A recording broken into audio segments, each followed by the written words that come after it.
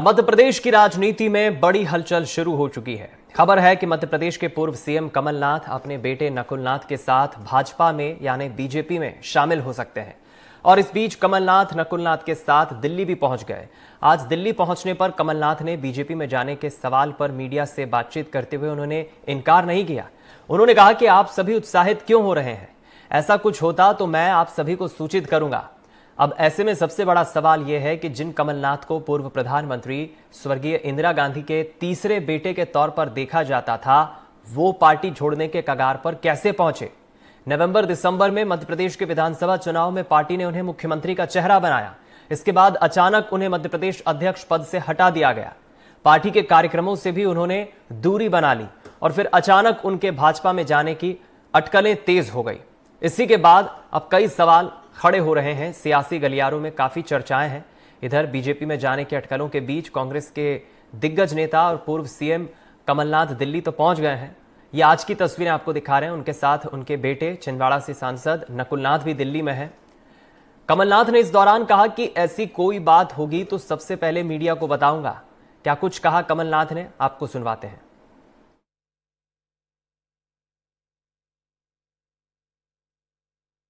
अगर ऐसी कोई बात होगी सबसे पहले मैं आप लोगों को ही कहूंगा। आदि आप इनकार नहीं कर रहे सर, आप इनकार नहीं कर रहे। मैं तो कह रहा हूँ इनकार की बात नहीं है जी जी, ये आप लोग कह रहे हैं जी, आप लोग एक्साइट हो रहे हैं। मैंने कहा मैं तो एक्साइट नहीं हूँ इस तरफ या उस तरफ, पर बात ये है कि अगर ऐसी कोई बात होगी, मैं आप सबको सबसे पहले खबर करूंगा। वहीं दिल्ली के लिए रवाना होने से पहले कमलनाथ ने दबुआ में आम जनसभा को संबोधित किया। कमलनाथ ने कहा कि मैंने छिंदवाड़ा को अपनी जवानी समर्पित कर दी। मैं छिंदवाड़ा के नए विकास के लिए हमेशा कोशिश करता रहूंगा। उन्होंने कहा कि हम सब मिलकर विकास की एक नई यात्रा की शुरुआत करेंगे।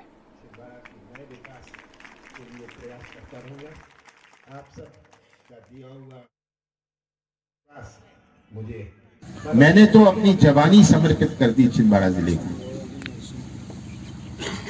और मैं अंत में ही कहना चाहता हूं, अंतिम सांस तक हम साथ मिलकर रहेंगे और विकास की एक नई यात्रा शुरू करेंगे। आपके प्यार और आपके विश्वास ने जो मुझे बल और शक्ति दी, इसीलिए ये सब संभव हुआ। छिंदवाड़ा की पहचान बनी और आपका प्यार और विश्वास मुझे हमेशा मिलता रहे, मुझे बल और शक्ति मिलती रहे। आप सबका बहुत बहुत धन्यवाद।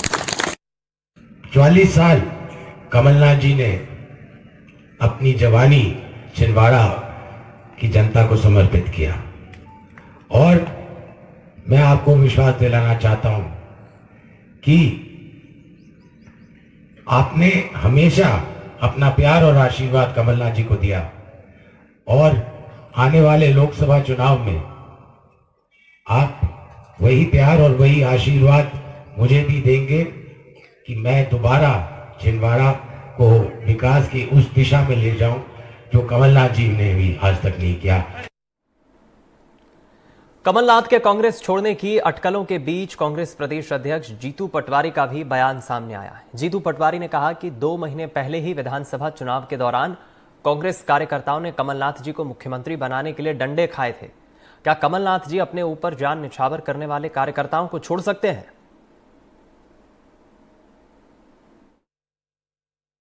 जो खबरें हैं निराधार है। कोई किसी प्रकार की वो भावना, कभी सपने में आप सोच सकते हो कि इंदिरा जी का तीसरा बेटा कांग्रेस छोड़ सकता है?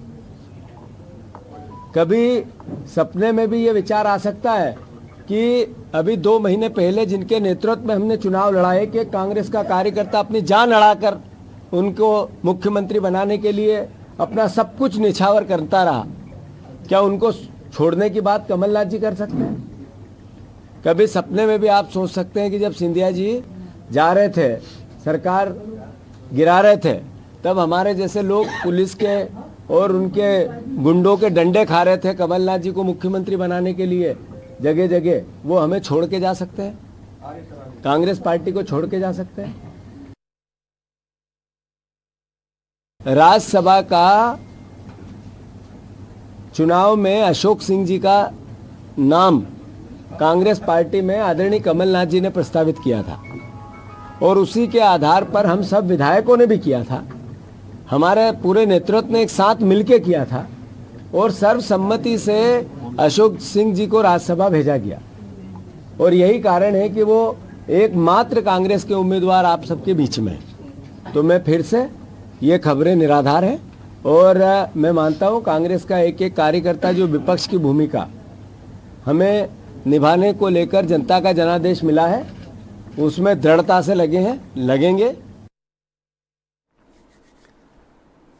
चलिए, तो फिलहाल आज इसी मसले पर हम चर्चा करेंगे। बीजेपी में क्या कमलनाथ जा रहे हैं, नकुलनाथ जा रहे हैं, इस पर हम चर्चा करेंगे। लेकिन सबसे अहम बात आपको मध्य प्रदेश के ही भूतपूर्व मुख्यमंत्री दिग्विजय सिंह की भी सुना देते हैं। उन्होंने इस पूरे मसले पर क्या कुछ कहा है, आपको सुनाते हैं। मेरी कल रात को कमलनाथ जी से बातचीत 10:30-11 बजे हुई है। वो छिंदवाड़ा में हैं और जिस व्यक्ति ने अपने राजनीतिक जीवन की शुरुआत नेहरू गांधी परिवार के साथ उनके पीछे साथ में खड़े होकर उस समय लड़ी थी जब पूरी जनता पार्टी और केंद्र की सरकार इंदिरा जी को जेल भेज रही थी, उस आदमी को आप कभी उम्मीद भी कर सकते हो कि ऐसा आदमी कभी कांग्रेस और सोनिया गांधी जी के परिवार को छोड़ के जाएगा, इंदिरा जी के परिवार को छोड़ के जाएगा? आपको उम्मीद भी नहीं करना चाहिए। चलिए, पैनल में मौजूद मेहमानों से अब आपको मिला देते हैं, परिचय आपका करा देते हैं जो हमारे साथ चर्चा में जुड़ रहे हैं। हमारे साथ बीजेपी से प्रवक्ता नेता ब्रजगोपाल लोया साहब जुड़ रहे हैं। बहुत स्वागत है आपका ब्रजगोपाल जी। और वरिष्ठ पत्रकार देशदीप सक्सेना जी हमारे साथ जुड़ रहे हैं, आपका भी बहुत स्वागत है देशदीप जी। चर्चा की शुरुआत सबसे पहले देशदीप जी मैं आपसे ही प्रतिक्रिया लेकर करूंगा। जिस तरह लगातार कांग्रेस के वर्तमान स्थिति को हम देखें तो कांग्रेस पार्टी की स्थिति मुझे किसी बेहद दुखद कथा की तरह लग रही है। लंबी फहरिस्त है जो कांग्रेस पार्टी छोड़कर बीजेपी में आए हैं। अगर हम उस फहरिस्त पे नजर डालें तो कई ऐसे नाम चौंकाने वाले हैं जो कांग्रेस छोड़कर बीजेपी में आए हैं। ज्योतिरादित्य सिंधिया मध्य प्रदेश की राजनीति से कुछ साल पहले इसका जीता जागता उदाहरण है। हालांकि हेमंता बिस्व शर्मा हो, अशोक चव्हाण हो, तमाम कांग्रेस के बड़े दिग्गज नेता हो, कमलनाथ को लेकर जो अटकलें अभी लग रही है, जो वर्तमान परिस्थिति है, कांग्रेस किस तरफ जा रही है, कैसे आप कांग्रेस पार्टी के इस अस्तित्व को देख रहे हैं? और कमलनाथ अगर बीजेपी में सच में जाते हैं तो कितना इंपैक्ट आप देख रहे हैं? देखिए, अभी की स्थिति यह है कि कमलनाथ जब हम बात कर रहे हैं तो कांग्रेस में हैं फिलहाल। अब कल क्या होता है या 1 घंटे बाद क्या होता है किसी को नहीं मालूम। लेकिन हैविंग सेड दैट, अगर वो जाते हैं भारतीय जनता पार्टी में तो एक बहुत बड़ी खबर है ये और एक बहुत बड़ा डेवलपमेंट है मध्य प्रदेश की राजनीति में। आप हम सब जानते हैं कि कमलनाथ पिछले 9 बार से छिंदवाड़ा को लगातार रिप्रेजेंट कर रहे हैं। मतलब 40 साल से वो मेंबर ऑफ पार्लियामेंट हैं। आधे दर्जन से ज्यादा बार वो मंत्री रहे हैं केंद्र में और मुख्यमंत्री रहे हैं मध्य प्रदेश के। और अभी हाल ही में वो लीड कर रहे थे जो विधानसभा चुनाव में, जब कांग्रेस को ऐसा लग रहा था कि सबको लग रहा था कि कांग्रेस की सरकार आ जाएगी, लेकिन उसको करारी हार झेलनी पड़ी कांग्रेस को मध्य प्रदेश में। तो एक ऐसा नेता जो सिनोनिम था, जो कि एक कांग्रेस मतलब कमलनाथ और कमलनाथ मतलब कांग्रेस था, वो अगर छोड़ के जाएंगे तो क्या साइकोलॉजिकल इम्पैक्ट पड़ेगा कांग्रेस के वर्कर्स पे, वोटर्स पे। और एक बड़ा बदलाव है ये कांग्रेस के लिए और एक बड़ा सेटबैक रहेगा, खासतौर से उस वक्त। देखिए, टाइमिंग बहुत जरूरी होता है, हम सब जानते हैं पॉलिटिक्स में। अभी जो राहुल गांधी जी की जो यात्रा है वो धीरे धीरे मध्य प्रदेश की ओर अग्रसर हो रही है और सब समझ आता है 2 या 3 मार्च को वो मध्य प्रदेश में एंटर करने वाली है।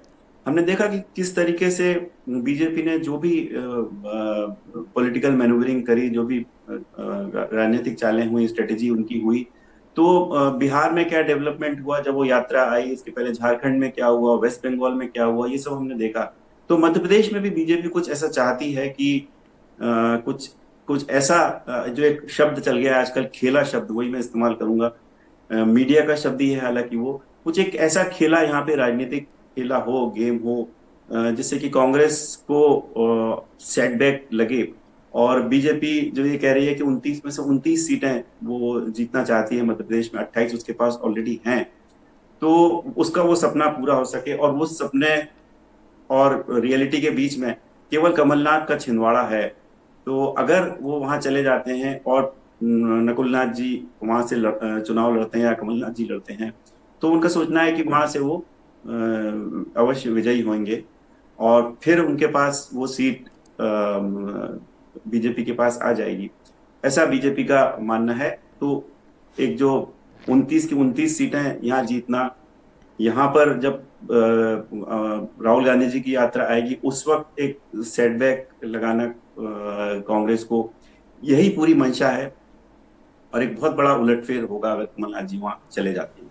बिल्कुल ठीक है आपने। चलिए मैं लौटूंगा आपके पास। ब्रजगोपाल जी, अब मैं आपसे समझना चाहूंगा, यूं तो आप बीजेपी की पैरवी करते हैं, बीजेपी पार्टी के पक्ष में आप अपनी बात रखते हैं, लेकिन कांग्रेस के आज मेहमान हमारे साथ जुड़े नहीं हैं। मैं चाहूंगा कि पहले आप इस पर प्रकाश डालें कि आखिर क्या चल रहा है, कहां चूक कहां कमी कांग्रेस पार्टी में आप मानते हैं। लगातार बीते कुछ अरसों में, बीते कुछ सालों में कांग्रेस के कई बड़े नेता आपकी पार्टी में शामिल हुए हैं, लेकिन कमलनाथ जैसे नेता का नाम अगर पार्टी बदलने के तौर पर, बीजेपी में जाने के तौर पर सामने आता है तो वाकई सबको चौंकाता है, सबको हैरान भी करता है। क्या कहेंगे? देखिए दीपक जी, मैं आपकी चर्चा को थोड़ा और विस्तार देना चाहता हूं। आज ये बिल्कुल सच है कि इस तरह की चर्चाएं मीडिया के माध्यम से जनता को भी पहुंच रही है, हम लोगों को भी पहुंच रही है, आपको भी, कि कमलनाथ जी ज्वाइन कर सकते। मगर पिछले 9-9.5 वर्षों में आप लगातार यदि देखेंगे तो जब से राहुल गांधी जी के नेतृत्व में कांग्रेस पार्टी काम कर रही है, तब से लगातार कांग्रेस के लोग कांग्रेस को छोड़कर जा रहे हैं। ये एक अलग बात है कि कमलनाथ जी या अन्य लोग, ज्योतिरादित्य सिंधिया जी भारतीय जनता पार्टी में आए, परंतु अन्य राज्यों में आप देखेंगे तो हरियाणा के प्रदेश कांग्रेस के अध्यक्ष अशोक तंवर जी वो टीएमसी में गए, 7 विधायक कांग्रेस पार्टी के समाजवादी पार्टी में गए, पश्चिम बंगाल में कांग्रेस का पूरा कैडर टीएमसी में चला गया और कांग्रेस वहां 0 सीट पर आ गई विधानसभा चुनाव में। ये जो स्थितियां हैं कांग्रेस की, वास्तव में कांग्रेस के जन विरोधी और जो जनता के मन को समझने वाले निर्णय होते हैं वो निर्णय होना बंद हुए। और इसकी पटकथा जब लिखी गई, जब कांग्रेस पार्टी का खुद का विचार तो शून्य हो गया और उसके विचार पर जो वामपंथी गिरोह है वो गिरोह हावी हो गया, और केवल विचारों पर ही हावी नहीं हुआ, स्वयं के कार्यकलापों पर हावी हो गया। आज आप देखिए कि कांग्रेस वर्किंग कमेटी में कन्हैया कुमार जैसे लोग कांग्रेस के फैसले लिया करते हैं। तो इस परिस्थिति में किसी भी कांग्रेस के उन नेताओं को जिन्होंने इंदिरा गांधी के साथ काम किया हो, राजीव गांधी के साथ काम किया हो, फिर सोनिया गांधी के साथ काम किया, उनको भी असुविधा होती है। कांग्रेस, देखिए, एक कांग्रेस थी जिसके पास अपना एक विचार था और लेफ्ट जो पार्टीज थी उनका वो सहयोग लिया करते थे, परंतु धीरे धीरे धीरे धीरे चलकर अभी आप जो वर्तमान जैसी स्थिति की चर्चा कर रहे हैं, उस स्थिति में आप कमलनाथ जी की यदि मध्य प्रदेश में कर रहे हैं तो महाराष्ट्र में अशोक चौहान से बड़ा कौन नेता कांग्रेस पार्टी के पास था, उन्हें छोड़ना पड़ा। मिलिंद देवड़ा जी ने छोड़ी, इसके पहले जतिन प्रसाद जी ने छोड़ी, ज्योतिरादित्य सिंधिया जी ने छोड़ी। तो कांग्रेस पार्टी की संकट यह है कि कांग्रेस का जो राष्ट्रीय नेतृत्व है और उसमें भी मुख्य रूप से राहुल गांधी जी हैं, उनकी निर्णय न ले पाने की क्षमता, और जो निर्णय वो लेते हैं वो निर्णय गलत निर्णय लेने के जो कारण है, उसके कारण मैं समझता हूं कि कांग्रेस पार्टी में ज्यादातर नेता रहना नहीं चाहते। अब यदि वो नहीं रहना चाहते तो उनके पास बहुत जगह बहुत विकल्प हैं। हाँ, मध्य प्रदेश, राजस्थान, छत्तीसगढ़, इनमें चूंकि सीधा भारतीय जनता पार्टी और कांग्रेस है तो यहाँ के नेताओं के लिए निश्चित डेस्टिनेशन भारतीय जनता पार्टी है, परंतु कांग्रेस लगभग अपने नेताओं से रिक्त हो चुकी है। और ये रिक्तता पहले कांग्रेस की विचारधारा छोड़ने की, जो विचारधारा का रीतापन कांग्रेस में आया, उसके कारण कांग्रेस अपने नेता खोती जा रही है और नेताओं से भी रीति होती जा रही कांग्रेस है जी। तो मुझे नहीं लगता है कि केवल एक व्यक्ति पर हम जो चर्चा कर रहे हैं वो ठीक है, अपनी जगह बिल्कुल उचित है। मध्य प्रदेश के संदर्भ में कमलनाथ जी एक बहुत बड़े नेता हैं, परंतु हमारा ये मानना है कि आज कांग्रेस में रहने ज्यादातर लोग तैयार नहीं है, खासतौर से वो लोग जिन्होंने कांग्रेस की पुरानी पीढ़ियों के साथ काम किया है। बिल्कुल, ये बात जरूर कांग्रेस पार्टी को परेशान करेगी और कांग्रेस को जरूर इस पर काफी मेहनत करने की जरूरत है। अभी हम चर्चा कर रहे हैं, लेकिन अभी तक तो कमलनाथ कांग्रेस में है, लेकिन अगले 24 घंटे में काफी कुछ पॉलिटिकल हैपनिंग्स कमलनाथ नकुलनाथ के राजनीतिक भविष्य को लेकर होगी, जिस पर सभी की निगाहें हैं। हमारे साथ हमारे रेजिडेंट एडिटर अनुराग द्वारी जी भी जुड़ गए हैं पैनल में। अनुराग जी, आपका भी बहुत स्वागत है। आपसे समझना चाहूंगा मैं, जिस तरह की राजनीति में बदलाव बीते कुछ सालों में आया है, पहले वो एक दौर, एक अरसा था जब राजनेता अपनी पार्टी को मां समान मानते थे।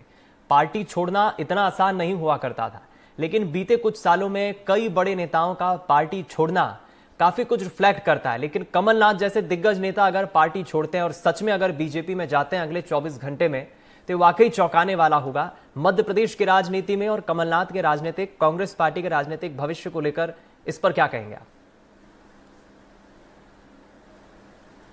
बिल्कुल दीपक, और सबसे पहले तो मैं ब्रिज गोपाल लोया जी को सुन रहा था, उनका एक लंबा चौड़ा वक्तव्य जैसा था, लेकिन बड़ी मजेदार बात उन्होंने कही कि ये सारे लोग एक तरह से विचार शून्य लोग हैं, और या विचार शून्यता जैसी स्थिति है। मुझे जो एग्जैक्ट शब्द उन्होंने कहे वो याद नहीं आ रहा, हूबहू नहीं बता पा रहा, लेकिन भाव जो मैंने पढ़ा तो मेरा एक सवाल उनसे था कि ऐसे विचार शून्य लोगों से फिर बीजेपी भर्ती क्यों जा रही है। मतलब एक नारा दिया था उन्होंने कि कांग्रेस मुक्त भारत का, लेकिन ये तो बीजेपी युक्त भारत, जो कई बार कांग्रेस के प्रवक्ता भी कहते रहते हैं।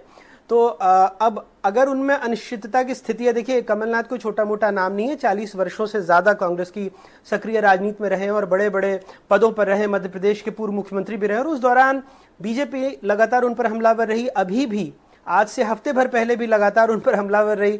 तो ऐसे में प्रवक्ताओं के लिए बड़ी मैं समझ सकता हूं कि बहुत वैसी स्थिति होगी कि किसको बचाव की मुद्रा करें और किस पर हमला करें, क्योंकि कुछ दिनों पहले जो भाव भंगिमा बांधते थे वो अलग है। बहरहाल सवाल आपने आगे जो सियासी घटनाक्रम होने वाला उस पर पूछा है, तो देखिए राजनीति में हमेशा किंतु परंतु रहता है। चूंकि कुछ दिनों पहले अशोक चौहान को लेकर बात चल रही थी, कांग्रेस कह रही थी कहीं नहीं जाएंगे, चले गए। ऐसा ही मुझे याद आ रहा है कि मध्य प्रदेश में जब सत्ता परिवर्तन था तो दिग्विजय सिंह या तमाम कांग्रेस के बड़े नेताओं से जब हम पूछते थे तो साफ तौर पर इनकार करते थे, सरकार चली गई। अब कमलनाथ के बारे में भी जो मध्य प्रदेश में कांग्रेस है या फिर दिल्ली में जो कांग्रेस का आला कमान है या बड़े नेता है, उनका यही कहना कि कहीं नहीं जाएंगे। सूत्रों के हवाले से भी खबर आ रही है कि जो भी नाराजगी है, वैसे नाराजगी क्या है ये कमलनाथ ही बेहतर बता पाएंगे, क्योंकि पूर्व मुख्यमंत्री रहे हैं, केंद्र में मंत्री रहे हैं, छिंदवाड़ा 9 दफे से ज्यादा या तो उनके परिवार ने या उनने खुद संभाला है बतौर लोकसभा सांसद। तो नाराजगी क्या है वो बेहतर बता पाएंगे, क्योंकि राज्यसभा सीट भी जिनको मिली है वो भी कमलनाथ के खासे माने जाते हैं। अशोक सिंह यादव पूरा 4 दफे लोकसभा चुनाव हार गए थे, फिर भी राज्यसभा में उनको भेजा गया क्योंकि कांग्रेस में कमलनाथ जी के करीबी माने जाते हैं वो। तो तमाम ऐसी बातें हैं। अब देखना होगा कि अगले 24 घंटे में क्या परिणाम आता है। आज जरूर उन्होंने उमरेठ में एक भाषण में कहा है कि विकास की नई यात्रा लिखना चाहता हूं, तो विकास की नई यात्रा किस राजनीतिक दल से होगी वो अगले 24 घंटे में शायद साफ हो जाए। जी, ब्रजगोपाल जी कुछ कहना चाह रहे हैं। और ब्रजगोपाल जी, जो बात अनुराग जी ने कही, ये बात मैं कई कांग्रेस के नेताओं से भी सुन चुका हूं। कांग्रेस के ही कई नेता ये कहते हैं कि आखिर बीजेपी तो कांग्रेस युक्त बीजेपी हो रही है। कई कांग्रेसी नेता जो जा रहे हैं, पार्टी बदलना आसान होता है लेकिन विचार और सिद्धांतों को बदलना काफी मुश्किल होता है।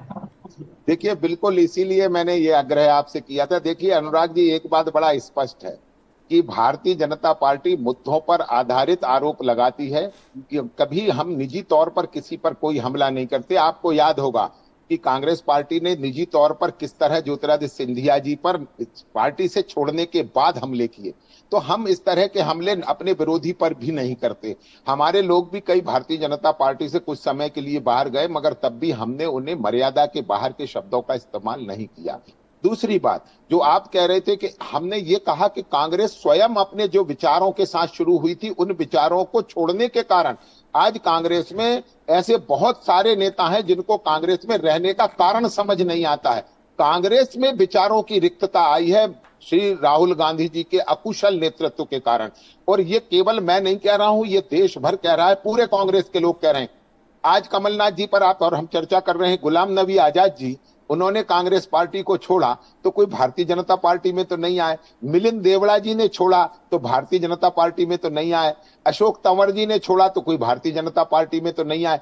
प्रश्न इस बात का है कि कांग्रेस की जो विचारधारा की राजनीति कभी हुआ करती थी, उससे कांग्रेस बाहर हो चुकी है। और जब कांग्रेस विचारधारा पर नहीं है तो नेता और कार्यकर्ताओं को लगता है कि हम किस लिए कांग्रेस में रहें, यदि कोई ना कोई विचार। और एक और आपने प्रश्न किया, उसका उत्तर भी दे देता हूं कि भारतीय जनता पार्टी में आने से क्या होगा। ब्रिज गोपाल जी, मध्य प्रदेश विधानसभा में आपके उस वक्त के तत्कालीन शीर्ष नेताओं ने कहा था कि वल्लभ भवन को दलालों का अड्डा बना दिया है।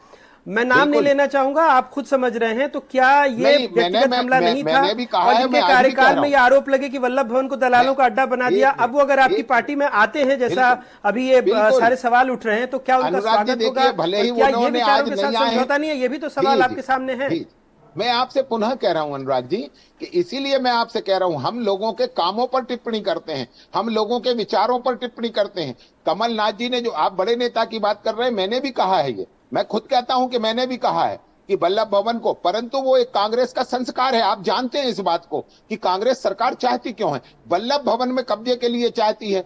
और मैं नहीं कह रहा हूं, ये तो उमंग सिंगार जो आज नेता प्रतिपक्ष हो गए, उन्होंने दिग्विजय सिंह जी के बारे में कहा।